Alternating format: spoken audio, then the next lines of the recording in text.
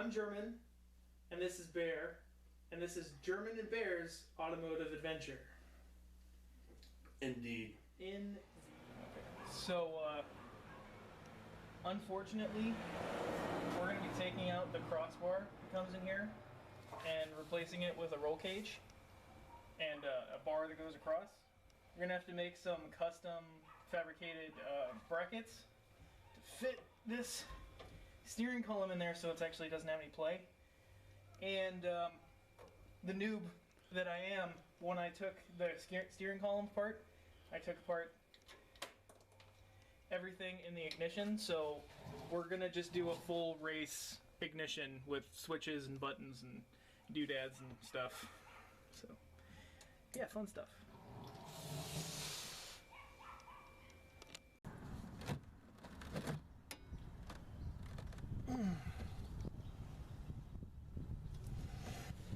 And oh, fuck. Yeah, there's gonna be a lot of that. See, it's already starting to fucking drain, so.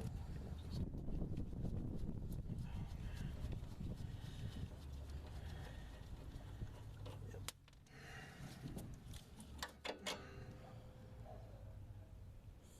Well, that's not what I wanted.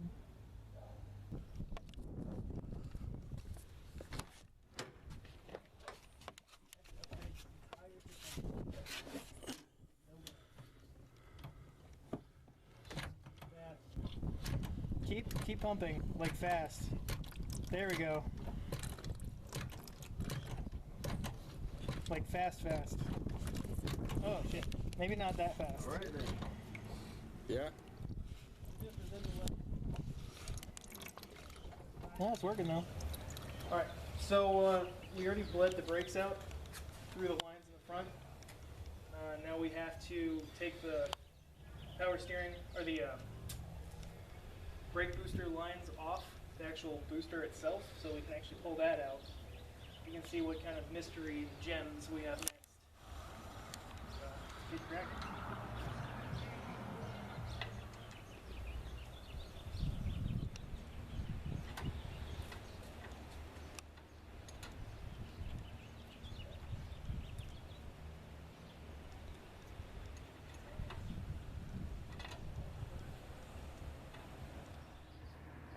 Okay, so we had some issues with trying to get the This little fucker out. One of the little brake lines out. It's rounded off. That one right there, it rounded off. We're using some pretty good grade wrenches, and it's still rounded. So, and we hit it with some breakdown lube. So Bear here, hey Bear, say hi. That's good, like a true bear. He's gonna hit it with some channel locks, and we're going to try to break this thing loose. And successful. Are you serious? Bears making it look easy. Well, you're. Alright.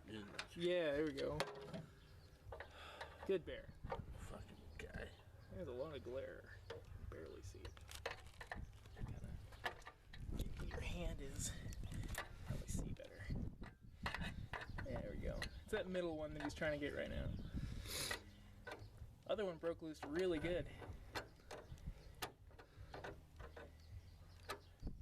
You can ask my hand that. It's where the expression of blood, sweat, and tears came from. Alright, so we got that one. We're gonna get this one.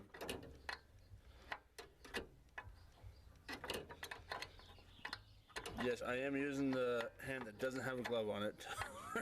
All this grease. Hashtag bear. Common sense. Hashtag Michael Jackson. My common sense is tingling. Oh, we're using too many references. Is it like almost hand tight?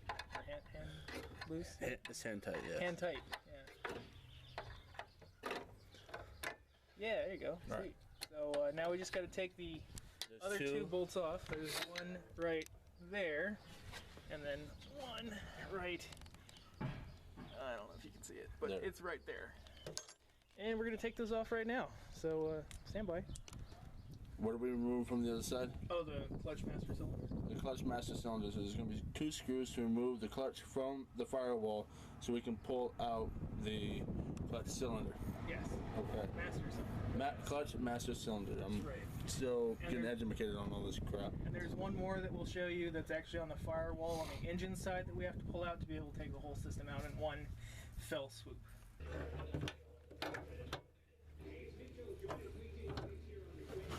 Alright.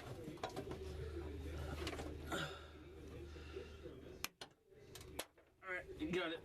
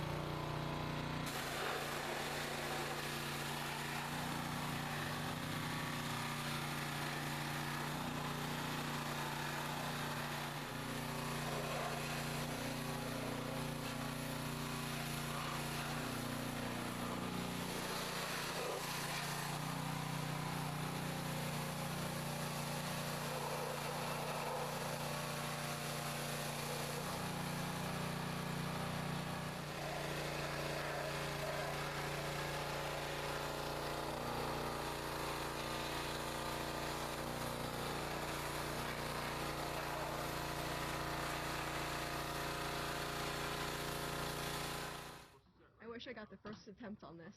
I know, right? Alright, foot down. Here we go. You're right into the garage.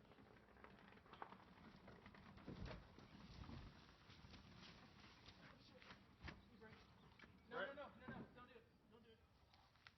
Okay, Right. you brake. Oh. Good job, man. You did it. The master cylinder was pretty, It's pretty easy. pretty easy to get out. We had a couple bolts on the inside of the engine compartment. I took out the clutch itself, the clutch pedal, and I took out part of the brake pedal as well, because whenever we moved the brake cylinder, that's what came out. So yes. we were able. It was a little bit of a learning curve. Yeah. For both of us, actually, because So- I'm not used to working on Nissans and 1990. Yeah, 1990 Nissan 240SX and work on it. It's a little bit of a learning curve for me. It's a lot of a learning curve for him, but we're working on it, you know. And the thing is we want to teach you some things that will help you if you have a 240 or even if you have like any other car. It doesn't really matter, because the basics are what actually make the difference in this. Actually, this project is helping me out because I have a 02 Rally Lancer that, if we finish the 240 properly, that will be the next project for us. Oh, it's gonna be so sweet. Yeah. Yes, it is. It's gonna be super sweet. Okay, so, but the 240 will be really awesome because we're gonna be doing a 5.3 liter, hopefully, V8 swap with a T56 transmission. Maybe another one, depending on how my budget is and how much everything else, all the nickels and the nickel and diming, with the swap components, whether it's power steering cables or if it's the engine mounts or transmission mounts or countless other parts are really freaking expensive for this one. All I know is that everything that we built, if we want the 5.3 liter, we need to get all the components to match it to that engine throughout the entire car. Yeah, and that's Otherwise, the it thing won't is, run properly. and that's what we really want. We want a good performing machine that we can have fun with at our local track and be able to, do awesome burnouts and donuts and drift maybe and grip tournaments and Touge and all that stuff. It'll be so sweet. Oh man, I'll be so stoked when we get into a tournament. Oh, so cool. Competition always pushes my limits. It will oh man. Well, because the original motor had like 96 horsepower, and we're going to immediately slam in about a 350 horsepower V8 which V8's awesome. Anyway, we're gonna triple the horsepower immediately, and then you can't be too hesitant on it. You have to actually build it up. You have to keep, like, a project isn't something that you just finish and you're like, you know what, I have to put this in a museum and everyone has to look at it. No, these kind of projects, you keep working on, you keep improving it. Whenever some other company comes out with a great thing or you have a great idea, you have to go out and you have to do it. And that's what we're trying to do. We're trying to show you our process.